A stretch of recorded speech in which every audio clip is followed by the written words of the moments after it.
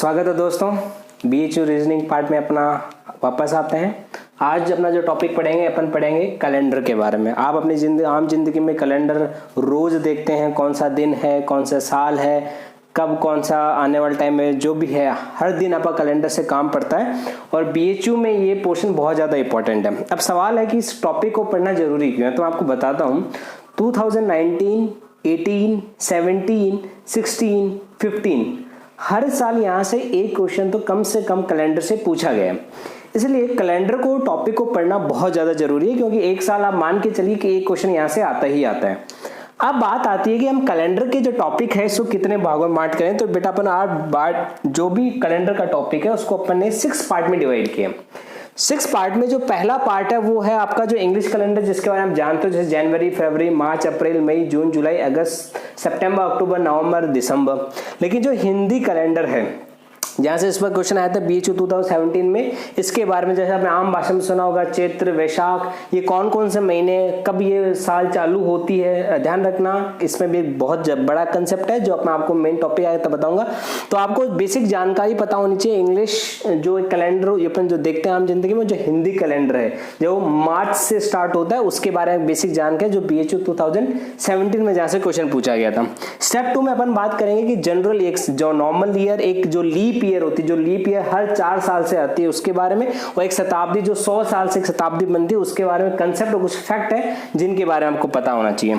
Step number 3 में जो अपन third step होगा उसके अंदर अपन पढ़ेंगे कि जो एक साल के अंदर कितने महीने होते हैं। आपको ऑब्वियसली पता है 12 महीने होते हैं, कितने दिन होते हैं, और जैसे दिन डिपेंड करेंगे कि सामान्य ईयर है, लीप ईयर है, और हफ्ते कितने होते हैं। तो एक साल के अंदर होने वाले महीने, दिन और सप्ताह के बारे में अपन संपूर्ण जानकारी लेंगे।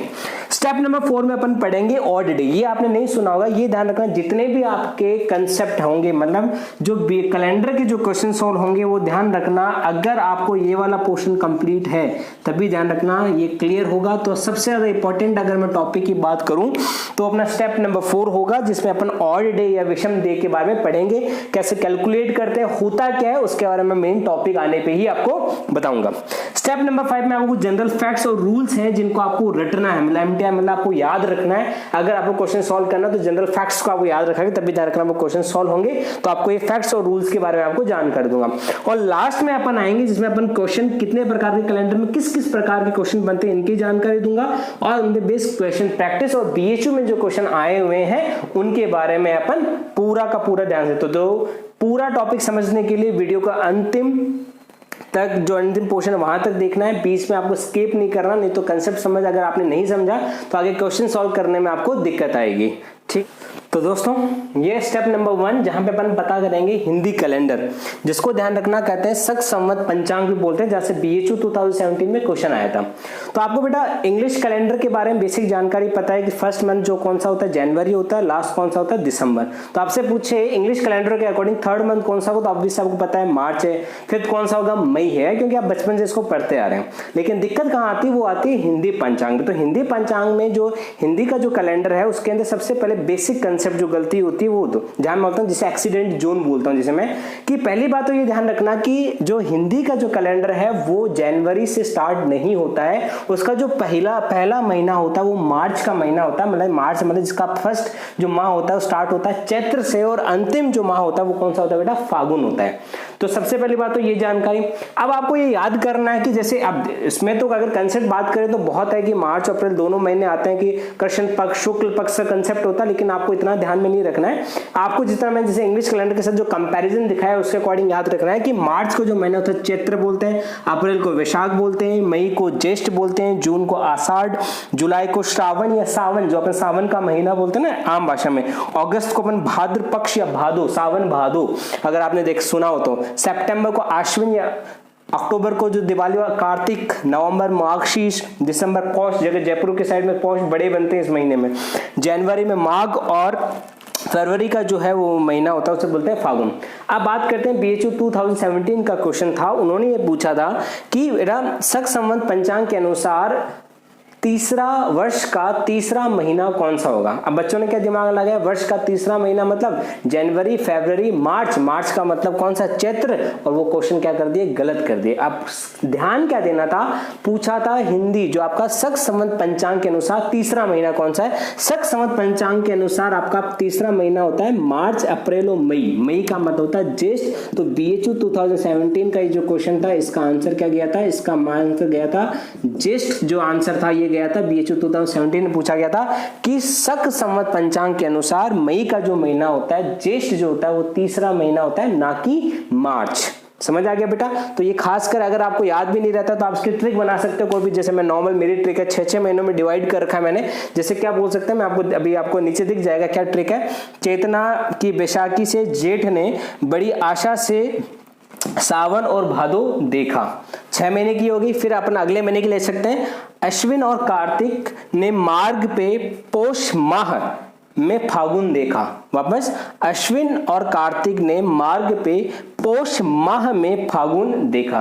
तो 6 महीने की आप ट्रिक बना सकते हो, जैसे आपको याद रहे। बस आपको ये याद होना चाहिए। BHU 2017 में क्वेश्चन है, तो कभी आगे भी कहीं पूछा जा सकता है, तो खास कर ध्यान रखना। तो अपना बेटा स्टेप नंबर 1 कंप्लीट होता है, जिसने अपने इंग्लिश कैलेंडर और हिंदी कैलेंडर के बारे में अपने जानकारी ली। बढ़ते हैं बेटा अपन स्टेप नंबर 2। स्टेप नंबर 2 में अपन जानकारी लेंगे कि एक सामान्य ईयर, जैसे जनरल ईयर, एक लीप ईयर और एक सेंचुरी क्या होती है, उसके बारे में अपन जानते हैं। तो सबसे पहले आपको बताते हैं कि लीप ईयर क्या होती है। देखो दोस्तों, लीप ईयर वो होती है जो हर 4 साल में आती है, जो हर 4 साल के बाद में रिपीट होती है। जो सबसे मेन कंसेप्ट है कि जो लीप ईयर होगा उसके अंदर कितनी, वो जो फरवरी का जो मंथ होगा उसके अंदर 29 फरवरी। सामान्य जनरल ईयर होता है उसमें 28 फरवरी तक मंथ होता है, फरवरी वाला 28 डेज का। लेकिन जो फरवरी का मंथ लीप ईयर में होता है वो 29 डेज का होता है। मतलब अगर अपन बेसिक जानकारी लें, अगर आपको किस पहचानना है कि सब, जैसे कोई भी ईयर आपको दे दिया, जैसे वो ईयर दे दिया आपको 2020, जैसे भी चल रहा है, कि आपको ये पहचानना है कि ये डिवीजन मतलब लीप ईयर है या नहीं। तो कुछ नहीं करना, जो उसकी लास्ट डिजिट, लास्ट जो 2 डिजिट है, पूरा नहीं ध्यान रखना, लास्ट जो 2 डिजिट है उसको आपको क्या करना है, मात्र 4 से डिवाइड करना है। अगर अपन 4 से भाग देते हैं, अगर अपन 20 को अपन डिवाइड भाग दे 4 से, तो कितना आता है? 5 आता है। एक भी जीरो, रिमाइंडर कितना बचा, मतलब कोई भी शेष पर नहीं बता, पूरा भाग जाता है, मतलब 5 है। इसका मतलब ये क्या हो गया, ये एक तरह का लीप ईयर। अगर यही अगर आपसे पूछा, मान लो 2004 पूछ लें, 2004 को आपको क्या करना है, केवल लास्ट की दो अंतिम जो है 04 है, इसको आपको क्या करना है, 4 से भाग देना है। 4 से भाग कंप्लीटली डिवाइड होता है। इसका मतलब ये कैसा, ये एक तरह का लीप ईयर है। इसके सिवा जो भी है, जैसे अगर आपको मैं पूछ लूं कि जैसे 1920 बोल दिया, 1920, अब आपको 1920 को पूरा डिवाइड नहीं करना, आपको क्या करना, लास्ट वाले 2 है उसको डिवाइड करें, डिवाइड बाय 4 होता है। अब आपको दे दिया जैसे 1914, 1914 को आप बताइए कि लीप ईयर है या जनरल ईयर, तो आपको क्या करना है, सीधा डिवाइड करना है 4 से। जब आप 4 से डिवाइड करो तो 4 3 जा 12, तो 4 3 जा तो हो जाता है, लेकिन 2 ध्यान रखना, इसमें रिमाइंडर या शेषफल बच जाता है। इसका मतलब कंप्लीटली डिवाइड नहीं होता। इसका मतलब क्या है, सामान्य ईयर। मतलब सामान्य ईयर वो होगा जिसको आप 4 से कंप्लीटली पूरी तरह से भाग ना दे सको, जिसके अंदर फरवरी में, जो फरवरी होता है, जो महीना होता है, उसमें मात्र कितने दिन होते हैं, ओनली और ओनली कितने दिन होते हैं बेटा, ओनली एंड ओनली उसमें 28 दिन होते हैं। तो अगर आपसे पूछ ले, क्वेश्चन ये भी है कि आप पहचाने कि लीप ईयर है या नहीं है, तो आपको सीधा क्या करना, जैसे आपको बोल दिया, जैसे मैं एक रैंडम क्वेश्चन दे रहा हूं, जैसे 1816 को बताइए कि ये लीप ईयर है या नहीं, तो कुछ भी नहीं करना। अगर आपको ये पहचाने तो लास्ट की 2 डिजिट लीजिए, कितनी है, 16, उसको डिवाइड कितना कैसे करना, 4, 4 4 जा 16, कंप्लीटली डिवाइड हो, तो डिवाइड हो रहा है। इसका मतलब अगर कंप्लीटली डिवाइड हो रहा है, अगर डिवाइड कंप्लीटली होता है तो ध्यान रखना ये कौन सा होगा, लीप ईयर। तो ध्यान रखना लीप ईयर वो होगा जिसको अपन 4 से पूरी तरह से अपन भाग दे सके, जिसके अंदर फरवरी कितने दिन की होगी, 29 डेज की होगी। जनरल ईयर वो होगा जिसके अंदर डिविजन वो कंप्लीटली 4 से डिवाइड नहीं होगा, और जिसके अंदर फरवरी में दिन कितने होंगे, 28। और ये हर 4, ध्यान रखना, ये जो लीप ईयर होती है हर 4 साल के बाद आती है। मतलब 29 फरवरी हर 4, अगर किसी का बर्थडे का 29 फरवरी को है, तो वो अगले चौथे साल के अंदर अपना बर्थडे मनाएगा, अगले साल के अंदर उसके हर ईयर उसका बर्थडे नहीं आएगा। तो खासकर आपको एक कंसेप्ट ध्यान रखना है कि जो लीप ईयर होता है वो हमेशा 4 साल के बाद रिपीट होता है, आफ्टर 4 ईयर, हर 4 साल के बाद में रिपीट होता है। ये आपको खासकर ध्यान रखना, बहुत ही इंपॉर्टेंट कंसेप्ट है, इसको खासकर आपको ध्यान रखना है। अब एक चीज और आपको जो खासकर ध्यान रखनी है, जो लीप ईयर होता है ना बेटा, उसके अंदर जो दिन होते हैं, मगर टोटल अगर अपन दिन बात करें तो वो ध्यान रखना, एक साल के अंदर 366 मतलब 366 दिन होते हैं। वहीं अगर अपन जनरल की अपन बात करें तो एक साल के अंदर मात्र कितने होते हैं बेटा, 365 डेज। मतलब अगर अपन सामान्य ईयर की बात करें तो एक साल के अंदर 365 डेज होंगे। अगर अपन लीप ईयर की बात करें तो एक साल के फरवरी एक बढ़ जाता है, 29 एक दिन बढ़ जाता है, तो ध्यान रखना दिन कितना होता है, 366 डेज होता है। अब बात करते हैं सेंचुरी क्या होती है। सेंचुरी ध्यान रखना, जब एक 100 साल का हो जाता है, जैसे डिकेड, जैसे आप बोलते हैं डिकेड के अंदर 10 साल होते हैं। अगर सेंचुरी की अपन बात करें तो सेंचुरी में कितने साल आते हैं, 100 साल आते हैं। तो आपको ये ध्यान रखना, तो 3 कंसेप्ट हो गए, लीप ईयर, जनरल ईयर और सेंचुरी। इनके अब आपको पता है कोई सेंचुरी दे दी और आपको पता करना है कि ये सेंचुरी लीप ईयर है या नहीं। तो अगर सेंचुरी के बारे में आपको पूछा जाए तो ध्यान रखना, आपको डिवाइड कितना करना है। जैसे आपको कह दे कि जैसे 16वीं शताब्दी है, अब ये बताओ कि इसमें लीप ईयर है या नहीं है, मतलब आप तो 16वीं शताब्दी दे दी, तो अगर उसको कितने से डिवाइड करना है, 400 से। अगर सामान्य ईयर दिया है तो आपको डिवाइड करना है 4 से, अगर शताब्दी दी है तो आपको डिवाइड करना है 400 से। तो आपको पता है पूरी तरह से डिवाइड होती है, इसका मतलब ये शताब्दी कैसे होगी, ये सॉरी लीप ईयर वाली शताब्दी होगी। तो ध्यान रखना है, 3 कंसेप्ट को आपको खासकर ध्यान रखना है, तो century, leap year, general year और सेंचुरी। अब बढ़ते हैं बेटा अपने स्टेप नंबर 3 के बारे में। स्टेप नंबर 3 की अपन बात करें तो आपको ये पता करना है कि एक साल क्या होता है। जैसे एक साल के अंदर कितने दिन होते हैं, कितने महीने होते हैं और कितने सप्ताह होते हैं। देखो जी, पहले अपन एक बेसिक समझते हैं कि एक साल होती क्या है। एक साल का मतलब जो पृथ्वी होती है वह सूर्य के चारों तरफ अगर एक चक्कर पूरा कर लेती है तो ध्यान रखना उसको अपन क्या बोलते हैं, एक वर्ष या एक साल बोलते हैं। अगर ध्यान रखना, अगर अपन बात करें कि एक वर्ष की अपन बात करें, जैसे 1 ईयर अपन लेते हैं, 1 ईयर अपन लेते हैं, तो उसके अंदर अपन नंबर ऑफ डेज, अगर अपन दिन की बात करें, नंबर ऑफ डेज की अपन बात करें तो ध्यान रखना नंबर ऑफ डेज जनरली तो कितने होते हैं, 365 डेज होते हैं। लेकिन ध्यान रखना वो कब होता है, जिसे अपन बोलते हैं जनरल ईयर जिसे बोलते हैं। लेकिन अगर वो कौन सी है, लीप ईयर है, तो इसका भी मैं आपको कंसेप्ट होता है कि 4 साल के बाद में ही मतलब लीप ईयर क्यों आता है। तो मैं आपको थोड़ा सा अगर मैं आइडिया देता हूं, तो जैसे मैं थोड़ा सा अगर आपको हिंट दूं, ये ऐसे ही जनरल एक एडिशनल नॉलेज अपन बात करें तो होता क्या है कि जैसे कुछ कितना होता है, अगर एक साल के जो टाइम लेती है, जैसे पृथ्वी क्या होता है तो लगता है उसको 365 दिन और मात्र लगते हैं लगभग 6 घंटे लगते हैं, 6 घंटे लगते हैं अगर पृथ्वी को सूर्य की तरफ से चक्कर काटने की तरफ। अब होता है कि अपन तो जनरली अपन एक साल के अंदर कितने देते हैं, 365। लेकिन अगर ये 4 साल होंगे तो देखो 365 तो होंगे 4 साल, 1 2 3 और 4, तो 6 12 18 और 24 घंटा, 24 घंटा मतलब एक दिन। तो एक दिन जब चौथा साल होता है तो ये दिन कितने होते हैं, अपन कितना लिखते हैं, 366 डेज। तो अपन क्या कहते हैं, जनरल डेज में तो अपन 365 लगते हैं, 4 साल बाद अपन कितने दिन, जब लीप ईयर हो जाता है तो ये 6 करके एक दिन और बढ़ जाता है, तो 366 डेज होता है। तो आपको खासकर ध्यान रखना है कि जो जनरल डेज है, बेसिक एडिशनल नॉलेज थी, एडिशनल नॉलेज मैंने आपको दी थी कि अगर जनरल ईयर है तो दिन होंगे 365, लेकिन अगर लीप ईयर है तो एक साल के अंदर कितने दिन होंगे, तो ध्यान रखना 366 डेज होंगे। ये आपको खासकर बहुत इंपॉर्टेंट जानकारी है, ये आपको ध्यान रखना है। तो एक लीप ईयर के अंदर 366 डेज और जनरल ईयर के अंदर 365 दिन होते हैं, ये आपको पता होना चाहिए। अब बात करें महीनों की, अपन बात करें तो ऑब्वियसली चाहे लीप ईयर हो चाहे कौन सा हो, जनरल ईयर हो, जो महीने होंगे ऑब्वियसली बात है वो कितने होंगे, 12 मंथ्स होंगे। एक बेसिक फैक्ट आपको पता है, बस फरवरी का जो महीना होगा लीप ईयर वाले साल के अंदर फरवरी में 29 डेज होंगे और जनरल जो ईयर होगा उसके अंदर 28 डेज होंगे। अब बात करते हैं अपन वीक्स की, अपन बात करते हैं तो वीक की अपन बात करें तो अगर आपको पता है कि सब वीक्स जिसे बोलते हैं अपन सप्ताह, और एक जो सप्ताह होता है वो कितने दिन से मिलके बना होता है, सब वो मिलके होता है 7 डेज से बना हुआ होता है। अब अपन पता करते हैं कि 100 जो एक साल है उसके अंदर कितने सप्ताह कितने वीक होते हैं। तो सिंपल सा तरीका आपको अच्छे से पता है, मैं थोड़ा साइड में करके दिखाता हूं फिर मैं आपको बताता हूं। जैसे दिन कितने हैं 365 डेज अगर जनरल ईयर है तो आपको पता है कि अगर आप इसको जैसे 7 से जब डिवाइड करोगे, ऑब्वियसली बात है एक हफ्ते में 7 दिन होता है तो 7 से डिवाइड करोगे तो ध्यान रखना ये आता है लगभग ये आते हैं 52 जो तो एग्जैक्ट आएगा, 52 तो एग्जैक्ट आएगा और उसमें एक जो आपका शेषफल बच जाएगा। तो ध्यान रखना आपको क्या खासकर ध्यान रखना कि अगर जनरल ईयर है, मतलब मैं जनरल ईयर को GY से शो कर रहा हूं और लॉन्ग ईयर को मैं शो कर रहा हूं LY से। तो अगर आपका जनरल ईयर है तो ध्यान रखना जो आपके सप्ताह होंगे वो कितने होंगे 52।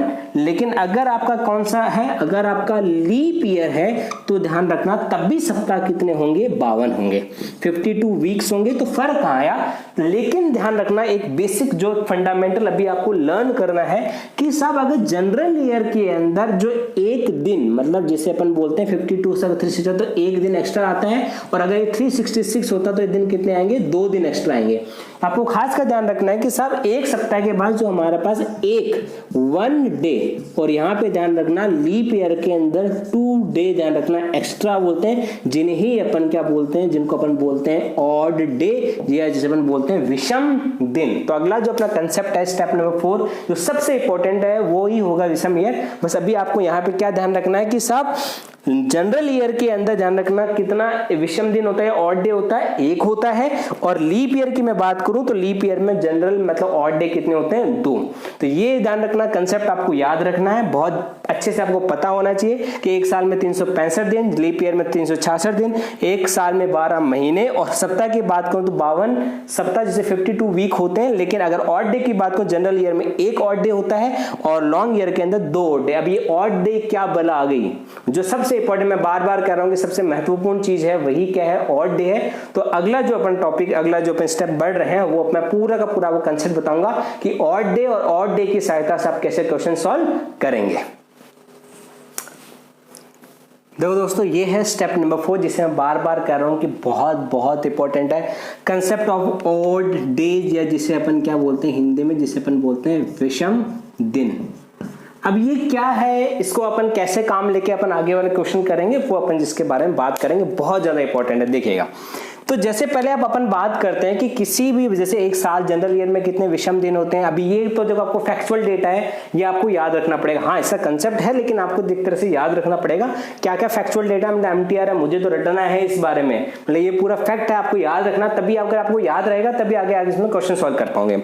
अब बात करते हैं कि जैसे मैंने आपको बताया कि जनरल जो ईयर था सामान्य ईयर में कितने ऑड डेज होते हैं, आपको पता है एक दिन, तो आपको पता है एक सामान्य ईयर में कितने ऑड डे होता है 1। अभी आपको याद रखना कैसे यूज करोगे मैं बात बताता हूं। लीप ईयर की मैं बात करूं तो लीप ईयर में आपको अच्छे से पता है कि साहब कितने दिन होते हैं ऑड डेज, तो आपको अच्छे से पता है, आपने निकाला पहले निकाला ही था कि 365 को 7 से, मतलब अगर ऑड डे निकालना है ना तो आपको सीधा क्या करना है, जो भी चीज है उसको क्या करना है सब डिवाइड बाई 7 और डिवाइड बाई 7 के बाद में जो आपका शेषफल बचेगा, मतलब जो आपका रिमाइंडर बचेगा ना उसी को अपन क्या बोलेंगे, उसी को अपन बोलेंगे ऑड डे। अब बात करते हैं मंथ वाइज। जैसे मंथ की मैं बात करूं तो एक सिंपल सा, जैसे आपको मैं नॉर्मल आपको बताता हूं कि मंथ वाइज अपन निकालेंगे तो अपन सबको पता होना चाहिए कौन सा मंथ है। जैसे अपन देखते हैं जैसे कैसे क्वेश्चन करेंगे इसको, जैसे निकालते हैं अपन आपका महीना कौन सा, जैसे जनवरी है, फरवरी है, मार्च है, अप्रैल है, मई है, जून है, जुलाई है, अगस्त है, जनवरी, अगस्त, सितंबर, अक्टूबर, नवंबर और दिसंबर। जैसे ये मैंने नीचे से बीच में आ गया तो कोई बात नहीं। अब देखते हैं, देखो अपन नॉर्मल डे अपन काउंट करते हैं। देखो अपन नॉर्मल डे बात करें तो जनवरी में कितने दिन होते हैं 31, फरवरी में कितने होते हैं 28। देखो अब ये कैसे पता करोगे, अगर जिन बच्चों को तो मैं आपको ट्रिक बता दूंगा। जैसे ये होती है आपकी मुट्ठी होती है, मुट्ठी में आपको क्या करना है, जो एक डिप्रेशन होता है और एक आपका जो फिंगर के ऊपर है, तो क्या करना आपको, जैसे ये जो पार्ट होगा यहाँ से स्टार्ट करना, तो जो जहाँ पे ऊपर वाला पार्ट होगा वहां तो 31 डेज होंगे, जो बीच वाला पार्ट होगा वहां 30 होंगे, कि फरवरी को 28। तो जनवरी, फरवरी, मार्च, अप्रैल, जैसे इस तरह से मैं आपको ट्रिक बताऊंगा आगे। तो जनवरी, फरवरी, मार्च, मार्च में कितने दिन होंगे 31 डेज हो गए। अप्रैल में, मार्च से अप्रैल में कितने होंगे 30 होंगे, मई में कितने होंगे 31 होंगे, जून में कितने होंगे 30, जुलाई में कितने 31, अगस्त में कितने 31, सितंबर में कितने 30, अक्टूबर में 31, नवंबर में 30 और दिसंबर में भी कितने 31। अब जो भी आया है मतलब ये कितना है, ये है बेटा नंबर ऑफ डेज, ये टोटल नंबर ऑफ डेज होते हैं। अब अपने को काउंट करना है number of odd days. Odd days आपको कैलकुलेट करना है तो आपको कुछ नहीं करना, इसको डिवाइड बाई 7 करते हैं। देखो अगर अपन 31 को डिवाइड बाई 7 करते हैं, जैसे 31 को अपन 7 से डिवाइड करें तो कितना रिमाइंडर बनता है 7 4 जा 28 में 7 चौक 28, 29 30 31, 3 दिन एक्स्ट्रा। तो मतलब इसके अंदर जनवरी में ऑड डे कितने हो गए 3। लेकिन अगर 28 को अगर 7 से डिवाइड कर दो कोई भी शेषफल बचेगा, कोई भी शेषफल नहीं बचेगा। डिवाइड बाय 7 करेंगे तो कोई भी शेषफल, मतलब ये क्या है, ये अपन बात करें ये रिमाइंडर, जिसे अपन ध्यान रखना शेषफल जिसे अपन बोलेंगे। आपको केवल ध्यान रखना ऑड डे का मतलब ही क्या है, ऑड डे का मतलब ये शेषफल है। तो अगर आप फरवरी की बात करो तो फरवरी के अंदर कितना है 0। 31 मार्च की अपन बात करें तो ऑब्वियसली बात है कितना आया 3। अप्रैल की अपन बात करें तो 28 कितना आएगा 2। मई की बात करें तो कितना आएगा 3। जून की अपन बात करें तो कितना आएगा 2। जुलाई की अपन बात करें तो कितना आएगा 3। अगस्त में कितनी बात करें 3। सितंबर की बात करें तो कितना शेषफल बचेगा 2 3 2 और कितना बेटा 3। तो ये आपको ध्यान रखना, पूरा का पूरा भी आपको एक चार्ट दिख जाएगा जिसमें आपको पूरा एक है, स्क्रीनशॉट ले लीजिएगा उसका, और पूरा का पूरा आपको याद रखना है ये कि जनवरी में कितने ऑड डे होते हैं 3। याद रहेगा, देखो निकाल में तो आप निकाल भी सकते हो, लेकिन क्या होगा आपको याद रहेगा तो क्या होगा क्वेश्चन की जो स्पीड है और जो क्वेश्चन को सोल्व करना बहुत आसान हो जाएगा आपको। तो याद रखना है कि कौन से महीने में कितने ऑड डे, अगर आपको ट्रिक बनाना चाहो तो याद करना। तो देखो बेटा से 303 23 फिर अपन बात करें जैसे उसको ऊपर लेके जाए 32 और लास्ट में बचेगा 3। तो क्या कोड क्या है 303 23 23 32 32 3। वापस बोल देता हूँ कोड 3032323323233। अगर ये कोड आपको याद हो तो नंबर ऑफ ऑड डेज के हो जाएंगे आपको याद। अब बात सेंचुरी वाइज अपन देखें, सेंचुरी वाइज अपन देखते हैं। सेंचुरी वाइज आपको पता है, तो आपको पता होना चाहिए 100 साल के अंदर कितना आता है, 100 साल के अंदर आते हैं ऑड डेज आते हैं बेटा। आपको याद रखना है 5, ये आपको फैक्ट याद रखना है। तो 200 साल में कितने होंगे 200 साल में होंगे ऑब्वियस सी बात है कितना 10। लेकिन 10 नहीं होगा, लेकिन 10 को अगर आप 7 से डिवाइड करोगे तो वापस रिमाइंडर कितना बचेगा 3। तो आपको ध्यान रखना है 100 साल के अंदर 5 है तो 200 साल के अंदर 3। 300 की अपन बात करें, जनरल बात करते हैं, जनरल बात करते तो अगर एक में 5 है तो 3 में ऑब्वियसली 5 10 15। अब 15 आया, 15 को डिवाइड करोगे कितने 7 से। ऑड डेज का मैंने क्या बताया फॉर्मूला 7 से फॉर्म डिवाइड कर 7 2 14, 14 से 1 बच गया तो यहाँ पे 1 डे ध्यान रखना ऑड आएगा। और अगर अपन 400 साल की अपन बात करें तो 400 साल का अंदर 20 अगर अपन देखें 5 10 15 20 अपन बात करें और एक ध्यान रखना लीप ईयर हो जाएगा तो 21। तो आपको खास कर ध्यान रखना है कि इसके अंदर कोई भी ऑड डे नहीं होता है, क्योंकि 20 सामान्य है, 5 4 जा 20 प्लस एक लीप ईयर का एक्स्ट्रा दिन बचेगा तो 21 डिवाइड बाय 7 कितना हो गया, कोई भी शेषफल नहीं बचेगा। तो आपको ध्यान रखना है कि साहब 400 साल के अंदर एक भी कोई भी आपका ऑड डे नहीं आता है। तो आपको अगर मैं जनरल अगर रिपीट करूं तो कंसेप्ट अगर अपन याद करें तो कंसेप्ट क्या है, कंसेप्ट ये है कि साहब जनरल ईयर के अंदर नंबर ऑफ ऑड डेज आता है 1, लीप ईयर के अंदर नंबर ऑफ ऑड डेज आता है 2। मंथ की अपन बात करें तो मंथ का कोड क्या है, जनवरी से लेकर दिसंबर तक की बात करें 303 2323 32323 ये ध्यान रखना कोड है। मंथ वाइज ध्यान रखना, आपको याद रखना। और अगर सेंचुरी की बात करें तो हर 100 ईयर के अंदर 5 ऑड डे आते हैं, हर 200 साल के अंदर 3, हर 300 साल के अंदर 1 और हर 400 साल में 400 साल मतलब 400 ईयर्स में एक भी ऑड डे नहीं आता। तो ये कंसेप्ट होता है ऑड डेज का। अब इसमें अगला जो सेट ऑफ फैक्ट्स होंगे और जो आपको रूल्स हैं उसमें बताऊंगा कि आप आगे क्वेश्चन कैसे सॉल्व करेंगे। तो अपन बात करते हैं step number 4 facts and the figure की। तो आपको कुछ एडिशनल नॉलेज दे रहा हूं जो आप खास कर ध्यान रखिएगा। जैसे अगर कोई जनरल ईयर होगा तो जिस दिन वो स्टार्ट होगा, जैसे अपन 1 जनवरी 2019 की बात करें तो उस दिन डे था ट्यूसडे, तो 31 दिसंबर 2019 को भी डे कौन सा होगा ट्यूसडे। लेकिन अगर वो लीप ईयर होता है तो ध्यान रखना एक दिन आगे बढ़ जाता है। जैसे अपन 2020 की बात करें ये लीप ईयर है तो it is totally divisible by 4। तो अगर 1 जनवरी 2020 को जो डे था वो कौन सा था, वेडनेसडे था। तो 31 दिसंबर 2020 मंडे को एक दिन आगे मतलब वेडनेसडे आगे तो कौन सा डे होगा, थर्सडे होगा। ये एक फैक्ट है जो आपको खास कर ध्यान रखना है। दूसरी बात, अगर अपने एक सेंचुरी की अपन बात करें, 100 साल की अपन बात करें, तो एक सेंचुरी के अंदर 24 जो ईयर आते हैं वो कौन से आते हैं, लीप ईयर आते हैं। और जो 76 बात करें, 76 जो ईयर आते हैं वो ध्यान रखना वो कौन सा होते हैं, जनरल ईयर होते हैं। ये खासकर आपको ध्यान रखना है, ये भी एक फैक्ट है। अब मैं आपको कुछ रूल्स बताता हूँ।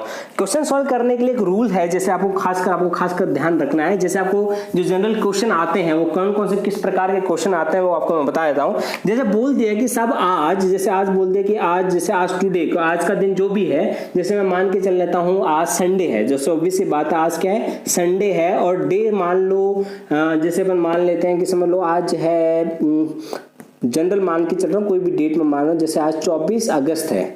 24 अगस्त को अगर संडे है तो इसके, जैसे 2019 पिछले साल क्वेश्चन आया है, तो इसके 60 दिन या बोलते हैं 61 दिन बाद में 21 डे, मतलब आज अगर संडे है, मतलब मान लो कुछ भी डे नहीं दे आपको, कुछ भी दे दे कि सर साहब आज संडे, कोई डेट दे नहीं आपको कि साहब आज संडे है, तो संडे के 61 दिन बाद में कौन सा दिन होगा। अगर ये क्वेश्चन सॉल्व करना है तो कुछ नहीं, पहला ध्यान रखना, अगर कोई भी आपको क्वेश्चन सॉल्व करना है तो एक रूल खास कर ध्यान रखने कि आपको total number of odd days calculate करना है। Total number of odd days अगर आपने कैलकुलेट कर लिया तो ध्यान रखना आपको अच्छे से पता चल जाएगा कि इसका आंसर क्या होगा। लेकिन अब इसको सॉल्व करने से पहले जो आपको एक फैक्ट और पता होना चाहिए।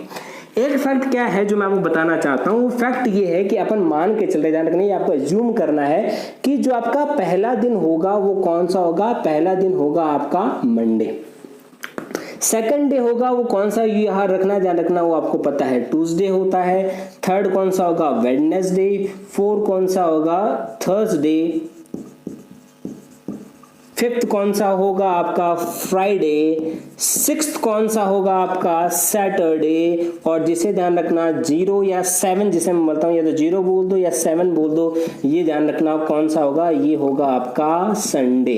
तो मैं क्या कहना चाहता हूं, देखिए ध्यान रखना, आपको फैक्ट ध्यान रखना, जो पहला दिन आपको स्टार्ट मान के चलना, अज्यूम करना है कि पहला दिन कौन सा होगा, मंडे अज्यूम करना है। और हर सातवें दिन ध्यान रखना वो डे क्या होता है आपका, रिपीट होता है हर 7 डे। जैसे अगर मान के चलो तो अगर, जैसे मैं एक नॉर्मल एग्जांपल देता हूं, जैसे अगर आपको 5 तारीख को अगर मंडे है तो इसके जस्ट 7 दिन, मतलब 7 5 12 को अगला मंडे आएगा, 12 + 7 जैसे 19 को मंडे आएगा। मतलब हर 7 डेज के अंदर वो ध्यान रखना साइकिल, वो डे वापस रिपीट होता है। तो ये आपको एक कोड याद रखना है कि साहब पहला दिन जो मंडे है उसको number 1, Tuesday number 2, Wednesday number 3। अब जैसे ये क्वेश्चन ध्यान रखना, ये आपको फैक्ट अब याद है। आप क्वेश्चन सॉल्व करते हैं, देखो क्या दिया है कि साहब आपको कोई भी क्वेश्चन, किसी प्रकार का किसी भी टाइप का क्वेश्चन है, आपको लास्ट तक कहां तक पहुंचना है, आप तक ये पता करना है कि उसके अंदर नंबर ऑफ ऑड डेज कितने हैं। अब उसके अंदर अलग अलग आपको ईयर दे सकते हैं, अलग अलग आपको मंथ भी दे सकते हैं और अलग अलग आपको डेट भी दे सकते हैं। वो क्वेश्चन के टाइप पे डिपेंड करेगा। लेकिन देखो अपन कट करके देखते हैं। जैसे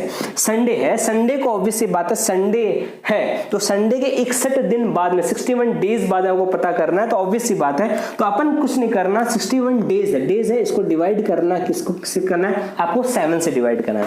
अगर आप 7 से अगर डिवाइड करते हो तो 7 के अंदर अगर डिवाइड करते हो तो टोटल जाता क्या, नहीं जाता। तो लास्ट में कितना आता है, जैसे अपन बात करें 56, 7 8 जा 56 में अगर अपन कितना रिमाइंडर कितना बच गया, रिमाइंडर बच गया 5 दिन का। अगर देखो अगर 75 की बात करें तो टोटल अपन डिवाइड भी करते हैं, 61 डिवाइड बाई 7 के अपन डिवाइड करते हो, ये आएगा 56 के अपन 5 रिमाइंडर बचेगा और यहाँ कितना आएगा, 8 आएगा। तो अपन बात करें तो ऑब्वियस सी बात है, अगर अपन यहाँ नहीं तो रिमाइंडर कितना आएगा, 8 आएगा। मतलब रिमाइंडर कितना बच गया, 5। मतलब 5 नंबर ऑफ ऑड डेज कितने हो गए आपके, नंबर ऑफ ऑड डेज हो गए आपके 5। तो अब आपको पता है, ऐसा नहीं करना कि साहब 5 है तो फ्राइडे, ये ध्यान रखना, ये एक्सीडेंट हो जाएगा आपका।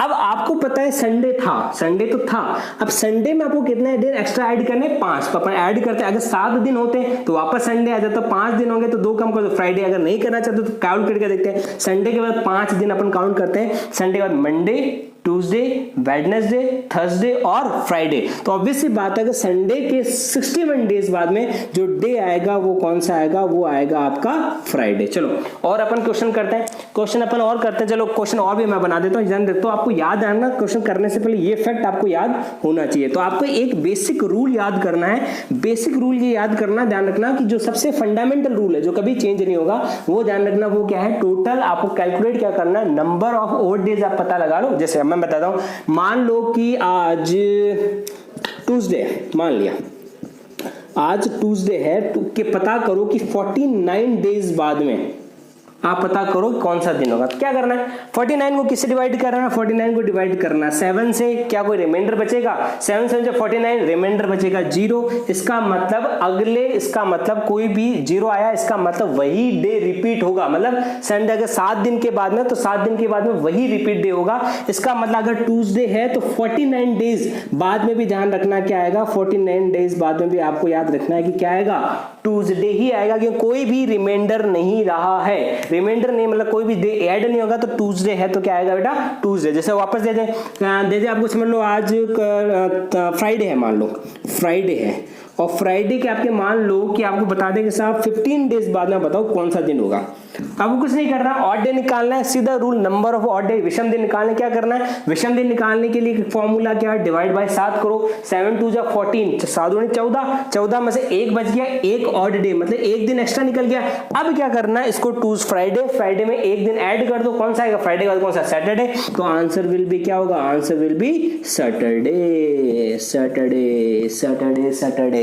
तो ध्यान रखना ये क्वेश्चन है, इसमें किस टाइप का क्वेश्चन था, ये वो क्वेश्चन है जहां पे आपको केवल और केवल 2 डेटा दिए, आपको दिन दिया गया, उसके बाद में कैलकुलेट। इस जो पैटर्न का जो क्वेश्चन था वो BHU 2019 के अंदर क्वेश्चन पूछा था।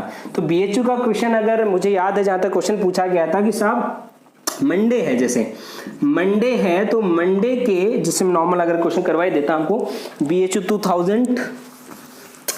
2019 का अपन क्वेश्चन करते हैं। BHU 2019 में क्वेश्चन पूछा गया था कि मंडे है, मान लो आप मंडे के, आप टुडे मंडे है तो आप बताओ टुडे, जैसे आज मंडे है तो आप 61 डेज बाद में बताओ। तो आपने किया ही था, 61 डेज का मतलब 61 डिवाइड बाई, आप जब 7 करोगे तो ऑड डे कितना आएगा, 5। अब अगर अपन मंडे के अंदर अपन 5 करें, मतलब Tuesday, Wednesday, Thursday, Friday, Saturday, तो आंसर विल बी सैटरडे। ये ध्यान रखना आपको खास कर, समझ आ गया। ये BHU 2019 पिछले साल ही क्वेश्चन आया था। तो आपको बेसिक जो है, कोई सा भी क्वेश्चन, किसी प्रकार का क्वेश्चन है, बस आपको एक चीज ध्यान रखना, आपको कैलकुलेट करना है। मोस्ट इंपॉर्टेंट चीज जो आपको क्या करनी है, नंबर ऑफ ऑड डेज आपको कैलकुलेट करना है।